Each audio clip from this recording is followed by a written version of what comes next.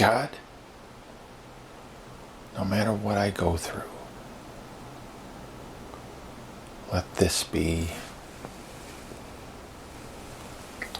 the only thing in me forever.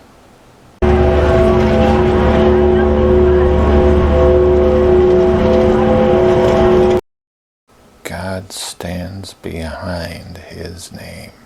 And Jesus Christ, by his name, Jesus, points to his Father, the one who is salvation, who is free. And you make the change.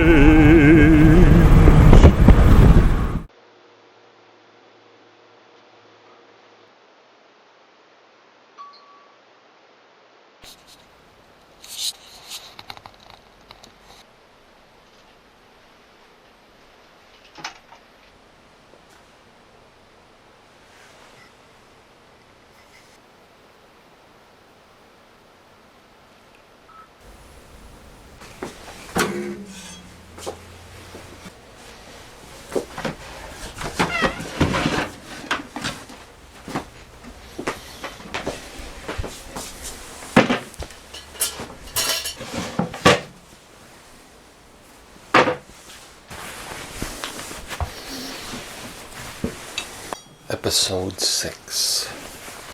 My story. How I became Otherix. My name is Kirk Russell Hurlbert, and it will stay that way. It's a good name. We can get into that in a while, but this first short session of my story, how I became Otherix. Nice day out, and I want to get out there.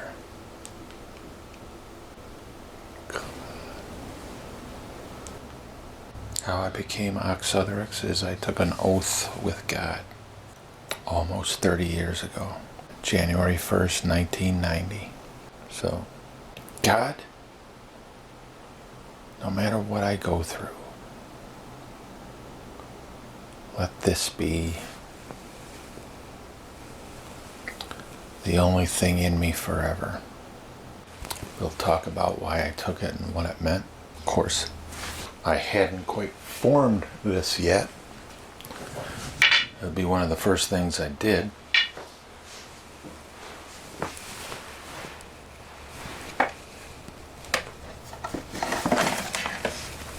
Matter of fact, here it is. We'll give you a close-up of that. What we've been going over in the first few episodes of the church, the new religion. Yahweh is salvation. Yahweh, the self-existent one. Salvation. To be free, safe, open, and wide. And there's the guts of how he explains himself. We'll get into that a little more of that tomorrow. Sunday.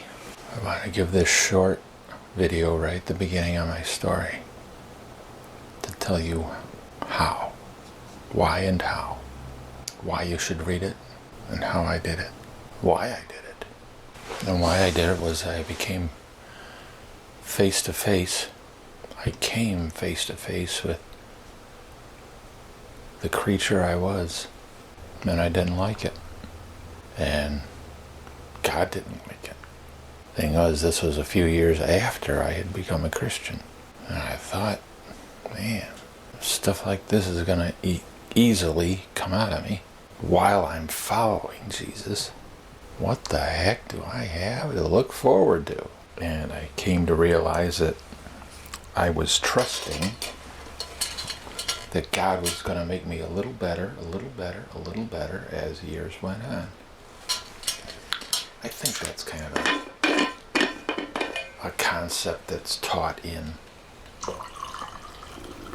many churches. Being conformed to the image of his Son, Jesus Christ. But I was faced with the fact that even if it's God, you can't turn dirt into gold.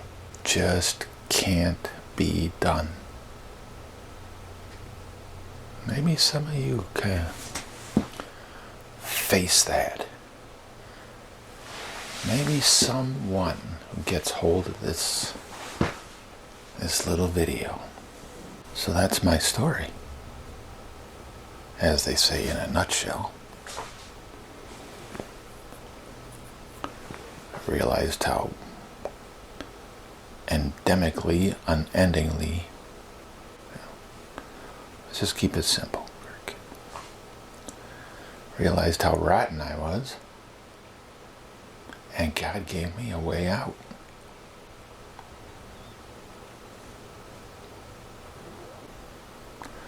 And I haven't heard this way out explained or spoken about by any other person.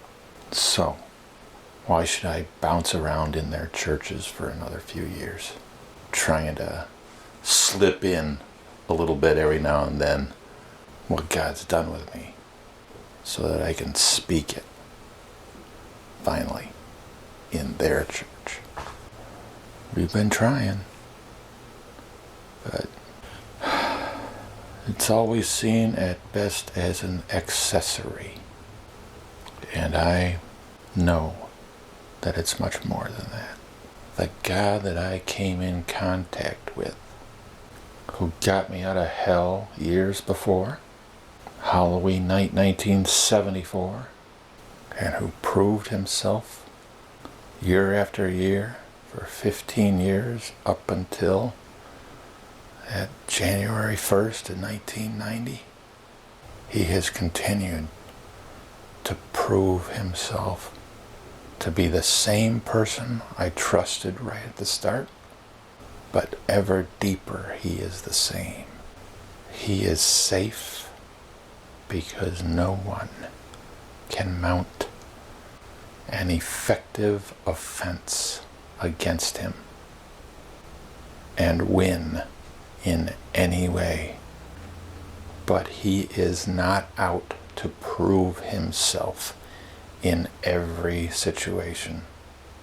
That he is not some feeble nobody who has to get respect somehow. He is rather someone who is willing to step back and bide his time till someone comes along. And the depth of the oath, well, we will get into this more and more. But let me cast a net over everything we will say about it. I asked God that his name be the only thing in me forever.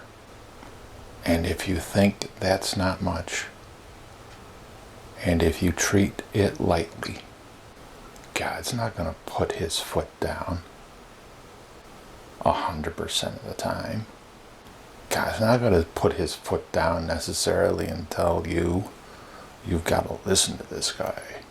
He's quite able to know who's going to hear it and who is not. My work is to let it be known after 29 years and 10 months and, well, it's the 19th, so it would be 18 days. It in me. There have been times here and there along the way during those years when, talk about God putting his foot down, it was fearful.